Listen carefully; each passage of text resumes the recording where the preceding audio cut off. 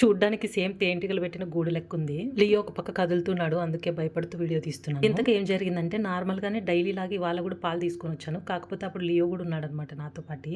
పాలేమో పొయ్యి మీద పెట్టాను, కొద్దిసేపు ఉండి ఆఫ్ చేసేద్దాంలా అనుకున్నప్పుడు లియో ఏమో ఒక పక్క ఏడుస్తున్నాడు. ఇంకా పడుకుంటాడేమో అని చెప్పి బెడ్రూమ్ కి తీసుకెళ్లి పడుకోబెట్టాను. కానీ స్టవ్ మీద పాలు పెట్టిన విషయమే మర్చిపోయాను. సడన్ గా కొద్దిసేపు తర్వాత ఇంట్లో వాసన రావడం స్టార్ట్ అయిపోయింది. కానీ బయట నుంచి వస్తుందిలే, ఇంట్లో నేనేం పొయ్యి మీద పెట్టలేదు కదా అని ఆలోచనలోనే ఉండిపోయా. బయట ఎక్కడన్నా వైర్లు కాలిపోతున్నాయా లేకపోతే ఏంది గ్యాస్ వాసన కూడా ఒకలాగా వస్తుంది, బయట ఏదైనా తిరువాతలు వేస్తున్నారని ఏమేమో ఆలోచనలు తడుతున్నాయి. కానీ నేను పాలు పెట్టిన ఆలోచన మాత్రం తట్టలేదు నాకు మైండ్కి. ఎప్పటికో బల్బు వెలిగింది. తర్వాత వెళ్ళి చూస్తే పాల పరిస్థితి ఇది.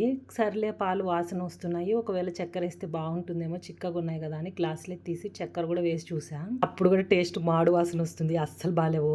ఈయన ఒక పక్క డ్యూటీ నుంచి వచ్చిన తర్వాత అర్థమైపోయింది ఇది ఏదో ఒకటి మాడబెట్టినట్లుంది, ఇల్లంతా వాసన వస్తుందని. పాలేంటి కొద్దిగా మాడిపోయాయని టేస్ట్ చూడమని ఇచ్చేసరికి దిమ్మ తిరిగిపోయింది తనకి. బయటికి నవ్వుతున్నాను కానీ లోపల అయితే నాకు చాలా టెన్షన్గా ఉందనమాట. ఇంట్లో చిన్నపిల్లలు ఉన్నప్పుడు చాలా జాగ్రత్తగా ఉండాలి. అప్పటి నుంచి పాల దగ్గరే ఉంటున్నాను. ఒకవేళ పక్కకి వెళ్ళాల్సి వస్తే ఆఫ్ చేసేసి వెళ్తున్నా.